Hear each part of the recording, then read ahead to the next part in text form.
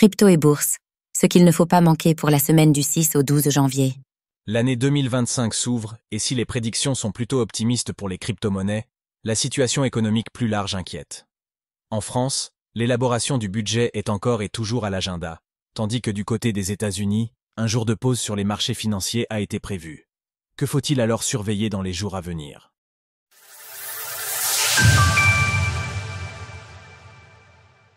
Lundi 6 janvier, distribution de Zeka chez Zec5, un lock de KS, inflation en Allemagne. Le programme de récompense de Zk débute ce lundi. La solution de scalabilité d'Ethereum, ETH, distribue des récompenses à sa communauté, afin de favoriser son utilisation.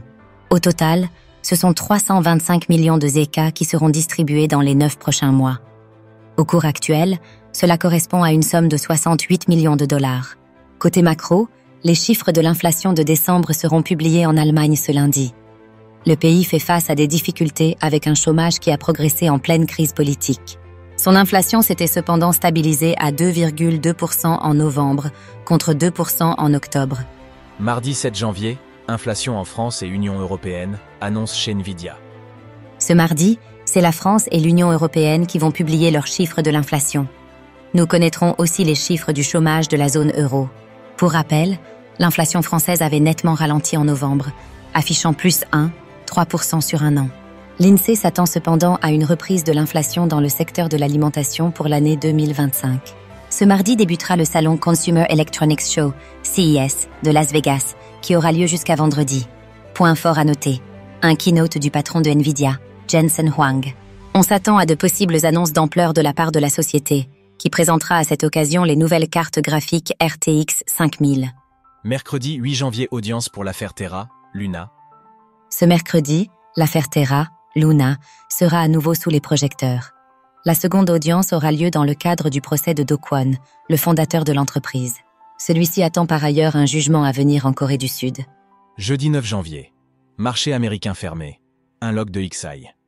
Ce jeudi, un deuil national a été décrété aux États-Unis, pour rendre honneur à l'ex-président Jimmy Carter, mort il y a un peu plus d'une semaine.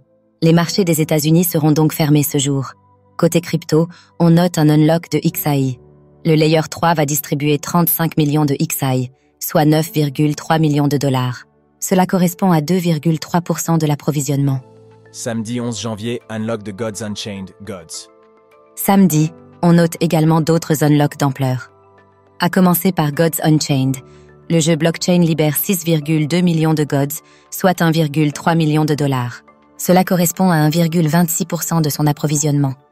Chez Aptos, ce sont 11,3 millions d'APT qui seront libérés.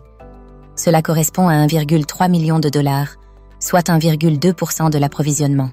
À surveiller également cette semaine, l'élaboration du budget 2025 en France, qui secoue encore et toujours la classe politique. La nouvelle ministre des Comptes publics, Amélie de Montchalin, a confirmé que les classes moyennes ne seraient pas touchées par de nouvelles hausses d'impôts. Du côté de Thorchain, on note aussi une évolution. Le protocole sera désormais compatible avec le Layer 2 de Coinbase, Base. La mise à jour sera faite à un moment de la semaine qui n'a pas encore été précisé. Retrouvez toutes les actualités crypto sur le site cryptost.fr.